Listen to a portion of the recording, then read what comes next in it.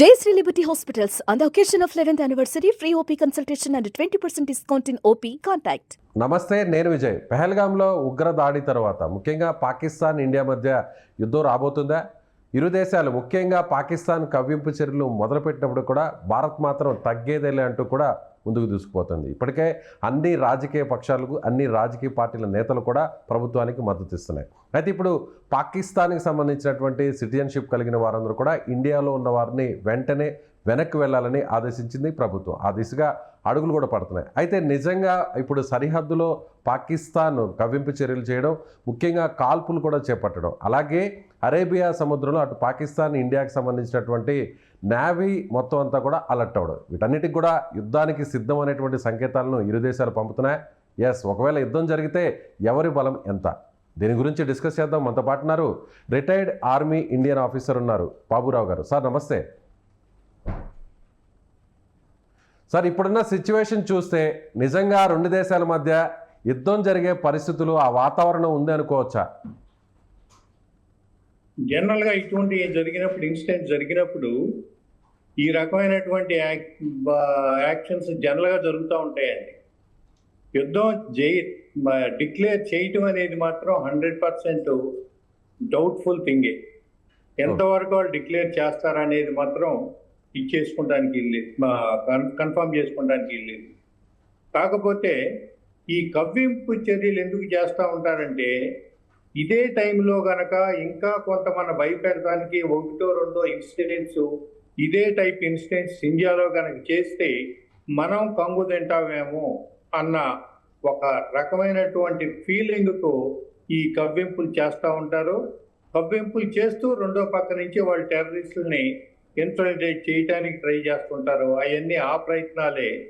కానీ ఎట్టి పరిస్థితుల్లోనూ పాకిస్తాన్కి యుద్ధానికి వచ్చేంత ధైర్యం మాత్రం లేదు అనేది మాత్రం 100% కన్ఫర్మ్డ్ అండి. తప్పకపోతే ఇక మనం ఇమీడియట్గా చేస్తే తప్పితే ఎట్టి పరిస్థితుల్లో వారు యుద్ధానికి రారు. ఒకవేళ యుద్ధానికి వచ్చినా కానీ ఇది జరిగేది ఒక 4 to 5 days మాత్రమే. వాళ్ళకున్నటువంటి ఎకనామికల్ కండిషన్స్లో మ్యాక్సిమం 3 to 4 days సరిపడేటువంటి ఎక్విప్మెంట్ మాత్రమే, ఆర్మ్స్, అమ్యునిషన్స్, ఎసెన్షియల్ కమోడిటీస్ అన్నీ వాళ్ళ దగ్గర ఉన్నాయి. ఆ తర్వాత వాళ్ళు ఇతర దేశాలు ఇచ్చేటువంటి సహాయం మీదే వీళ్ళు ఆధారపడాలి. కానీ ఈ స్టేజ్లో ఇతర దేశాలు వాళ్ళకి అంత సహాయం ఇస్తాయి అని అనుకోవటానికి కూడా ఇది లేదు. అందువల్ల యుద్ధం రావడానికి అవకాశాలు తక్కువ. కానీ ఇవన్నీ కూడా జనరల్గా జరిగే ప్రయత్నాలే. ప్రతిసారి ఇంతకుముందు కూడా ప్రతి యుద్ధంలోనూ ఇలాగే జరిగింది. కవ్వింపు చర్యలు ఇలాగే కాల్చుకుంటాం, ఇది చేసుకుంటాం, ఆ తర్వాత కామ్ అయిపోవటం అనేది జరిగింది. ఇప్పుడు కూడా యుద్ధం ఎంతవరకు అనేది 100% డౌట్ఫుల్ ఇదేనండి. కానీ పాకిస్తాన్ ఇప్పటికే కూడా ఒక ప్రకటన కూడా చేసింది, సిమ్లా ఒప్పందాన్ని రద్దు చేసుకుంటున్నామని కూడా చెప్పింది. అంటే సిమ్లా ఒప్పందాన్ని రద్దు చేసుకోవడం అంటే ఎవరైనా కూడా అటు ఎల్ఓసిని దాటేటువంటి అవకాశం ఉండొచ్చు. ఒక రకంగా పాకిస్తాన్ కూడా ఇప్పటికే ఫైరింగ్ కూడా ఓపెన్ చేయడం జరిగింది. దాని కౌంటర్ కూడా మనం కూడా ఫైరింగ్ ఓపెన్ చేసాం. అయితే ఇప్పుడున్న పరిస్థితి అంటే సిమ్లా ఒప్పందాన్ని రద్దు చేయడం అంటే ఒక రకంగా యుద్ధానికి మేము సిద్ధం అని చెప్పడం అనుకోవచ్చా? అవన్నీ కూడా ప్రగల్భాలేనండి. ఎట్టి పరిస్థితుల్లోనూ ధైర్యం మాత్రం లేదు ఆ కంట్రీకి. యుద్ధానికి వచ్చేటువంటి ధైర్యం ఎట్టి పరిస్థితుల్లోనూ లేదు. కాకపోతే ఇవన్నీ కూడా మనం చేస్తున్నటువంటి యాక్టివిటీస్కి ఎదురు వాళ్ళు చెయ్యాలి కాబట్టి ఈ సిమ్లా ఫ్యాక్టరీని రద్దు చేసుకుంటాం ఇటువంటివన్నీ అనౌన్స్ చేశారు. కానీ యుద్ధానికి మాత్రం 10% డౌట్ వాళ్ళు ముందుకు రావటం. ఈ కవ్వింపులు అనేవి జనరల్గా జరుగుతూ ఉంటాయి, అవి ఒట్టప్పుడు కూడా జరుగుతూ ఉంటాయి. ఇటువంటి అప్పుడు జరిగినప్పుడు దాన్ని ఇంకా మనం బాగా ఇదే సీరియస్ అవుతుంది అది. అంతేగాని ఈ కవ్వింపు చర్యలు, ఈ ఫైరింగ్స్ జనరల్గా ఎప్పుడు జరుగుతూ ఉండే, వీటి గురించి పెద్ద ఇదవ్వాల్సినటువంటి అవసరం లేదు. కాకపోతే మన ప్రయత్నం అలాగని చెప్పి వీళ్ళు యుద్ధానికి రారులే అని చెప్పేసి మనం ఇదవ్వకుండా మనం మాత్రం 100% రెడీగా ఉండాల్సిందే. ఏ నిమిషం ఏది జరిగినా కానీ ఇమీడియట్గా మనం యాక్షన్లోకి దిగాలి. కాబట్టి మన ప్రయత్నాలన్నీ యుద్ధం చేసే ఇది లేదు. కానీ వస్తే మాత్రం డెఫినెట్గా యుద్ధానికి మనం వెళ్తాం. 100% 4 to 5 డేస్లో యుద్ధాన్ని ముగిస్తాం మాత్రం గ్యారంటీగా జరుగుతుంది. సో ఇప్పటికే ఎయిర్ క్రాఫ్ట్కి సంబంధించినటువంటి ఐఎన్ఎస్ విక్రాంత్ క్యారియర్ కూడా ఇప్పటికే వెళ్ళడం జరిగింది. అంటే అరేబియా సీలో ఆల్రెడీ ఎంటర్ అయింది. సో అన్ని ఐఎన్ఎస్ విక్రాంత్ని రంగంలోకి దింపారంటే ఖచ్చితంగా ఎయిర్ ఫోర్స్ ద్వారా అటాక్ చేసే అవకాశం ఉంది. ఫైటర్ జెట్స్ ద్వారా కూడా పాకిస్తాన్ భూభాగంలోకి వెళ్ళే అవకాశం ఉంది. ముఖ్యంగా పీఓకేలో ఉన్నటువంటి ఏదైతే ఉగ్రవాద స్థావరాల మీద అటాక్ చేసే అవకాశం లేకపోలేదు అనేటువంటి వార్తలు వస్తున్నాయి. ఇది కరెక్టే అంటారా?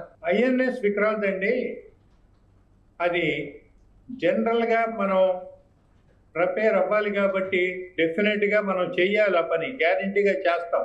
ఏ కంట్రీ అయినా చేస్తుంది. It doesn't mean that we are going for war. ఇవన్నీ కూడా ప్రిపరేషన్స్ మాత్రమే.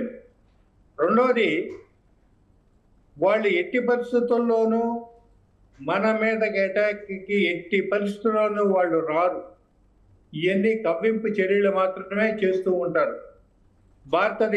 ప్రపంచంలో ఇతర దేశాల యొక్క సపోర్టు పొందడం కోసం ఈ ప్రయత్నాలన్నీ వాళ్ళు చేసేది.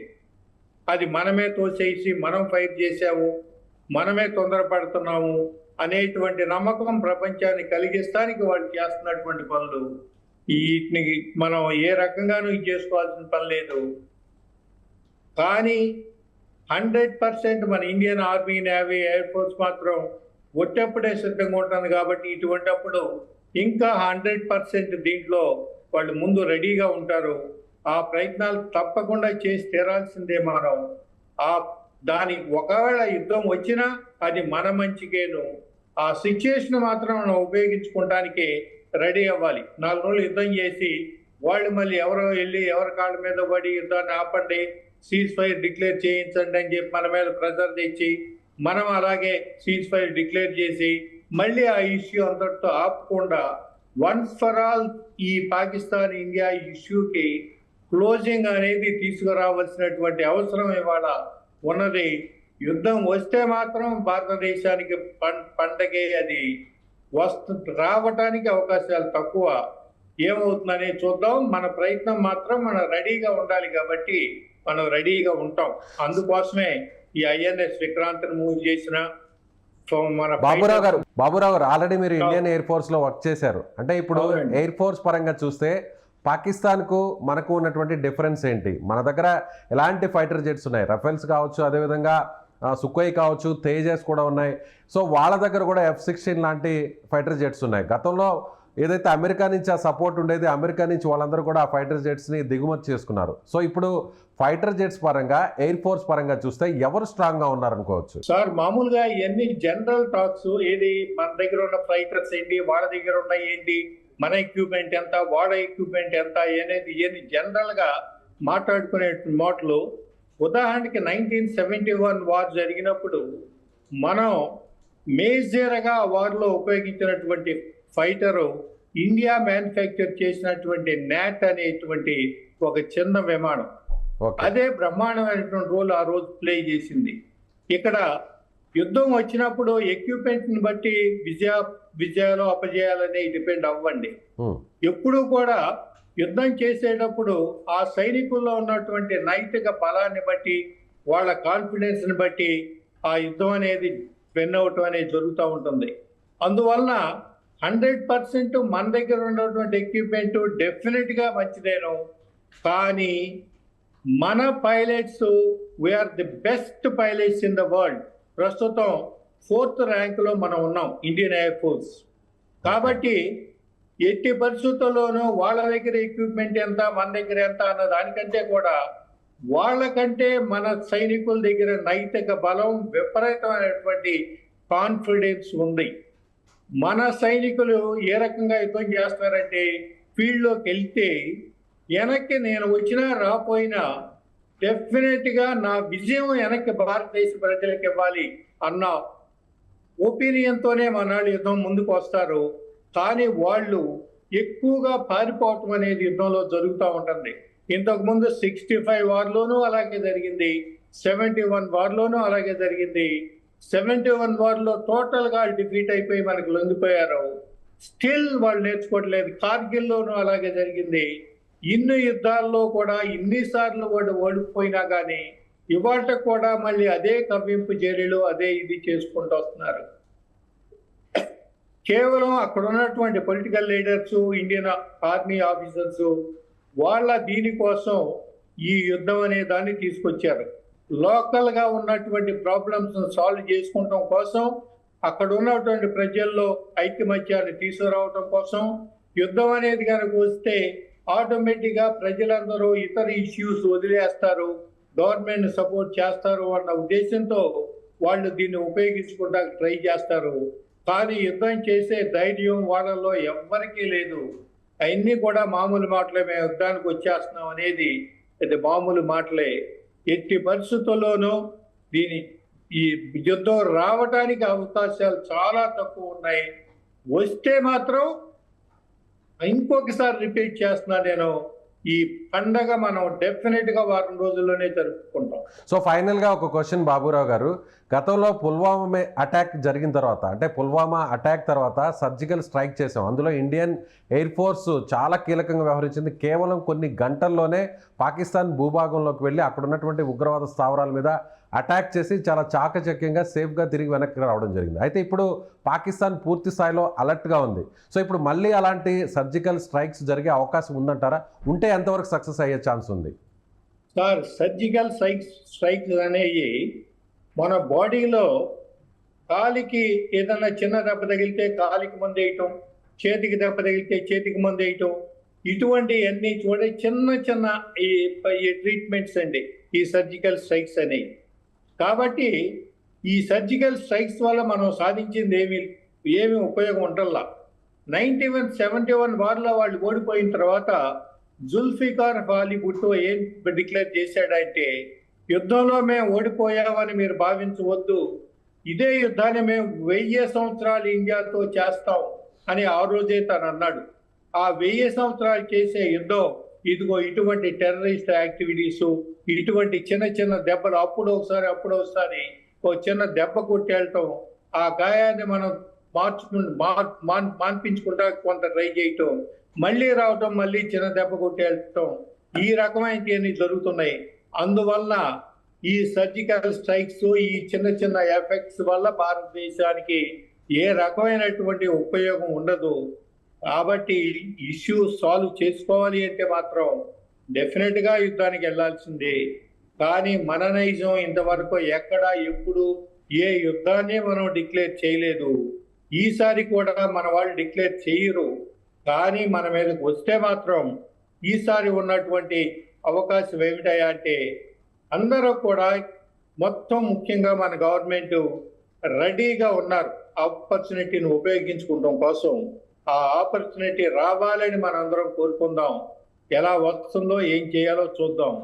కాకపోతే ఇలాగని చెప్పి ఏదో వచ్చినప్పుడు చూసుకుందామని లేకుండా ఇమీడియట్గా ఇక్కడ భారతదేశంలో ప్రతి పౌరుడు కూడా ఆలోచించాల్సిన విషయం, ఈ టెర్రరిస్ట్ యాక్టివిటీస్ జరగకుండా only army, navy, air force, military forces ఏమీ చేయలేవండి. ఈ యాక్టివిటీస్ తగ్గాలి అంటే, టెర్రరిస్ట్ యాక్టివిటీస్ కంట్రోల్ అవ్వాలి అంటే ప్రతి పౌరుడు ఇన్వాల్వ్ కావాలి. హైదరాబాద్ లో కూడా యాక్టివిటీ జరుగుతుంది, విజయవాడలో కూడా ఇది వచ్చింది అంటున్నారు. దీనికి ఇప్పుడు right sir, thank you so much. So ఇది మాజీ ఇండియన్ ఎయిర్ ఫోర్స్ అధికారి బాబురావు గారు చెప్తున్నట్టుగా, ఖచ్చితంగా ఒకవేళ యుద్ధం వస్తే మాత్రం 100% సక్సెస్ ఇండియా సాధిస్తుంది. అదొక ఫెస్టివల్గా ప్రతి భారతీయుడు కూడా భావించాలి. ఎందుకంటే పాకిస్తాన్ ఒకవేళ యుద్ధానికి దిగినా కూడా ముఖ్యంగా పాకిస్తాన్ కేవలం 4 రోజుల పాటే యుద్ధం చేసేటువంటి సామర్థ్యం ఉంది. మిగిలినటువంటి విదేశాల మీద ఆధారపడేటువంటి పరిస్థితి అయితే మాత్రం పాకిస్తాన్ ఉంది. కానీ పాకిస్తాన్కి యుద్ధం చేసేటువంటి ఆలోచన ఎక్కడా లేదు. కేవలం ఇది కవ్వింపు చర్యలు మాత్రమే ఆయన చెప్తున్నారు. మరొకవైపు ఇండియా కూడా పూర్తి స్థాయిలో సన్నద్ధంగా ఉండాలి. ఏ దశలో కూడా ఒకవేళ పాకిస్తాన్ యుద్ధానికి దిగితే తిప్పికొట్టడానికి పూర్తి స్థాయిలో 100% విజయం సాధించే దశగా కూడా మనమంతా కూడా శక్తి సామర్థ్యాలు మన దగ్గర ఉన్నాయని చెప్తున్నారు. మరోవైపు భారత పౌరులందరూ కూడా పూర్తి స్థాయిలో సన్నద్ధంగా ఉండాలి. టెర్రరిస్ట్ యాక్టివిటీస్కి సంబంధించి కూడా అలర్ట్గా ఉండాల్సినటువంటి అవసరం ఉంది. ముఖ్యంగా హైదరాబాద్లో ఉన్నటువంటి ప్రజలు కూడా టెర్రరిస్ట్కి సంబంధించినటువంటి ఎలాంటి యాక్టివిటీస్ ఉన్నా కూడా పూర్తిగా ప్రభుత్వానికి ఇన్ఫర్మేషన్ ఇచ్చే విధంగా కూడా ఉండాలని ఆయన కోరుతున్నారు. మీరేమనుకుంటున్నారు? నిజంగా ఇండియా పాకిస్తాన్ మధ్య యుద్ధం జరిగితే బాబురావు గారు చెప్తున్నట్టుగా ఖచ్చితంగా ఇండియానే విజయం సాధిస్తుంది. 100% పాకిస్తాన్ పూర్తిగా తుడిచిపెట్టేటువంటి సామర్థ్యం కూడా మన వద్ద ఉంది అని ఆయన అంటున్నారు. మీ అభిప్రాయాన్ని కామెంట్ చేయండి. Thank you so much.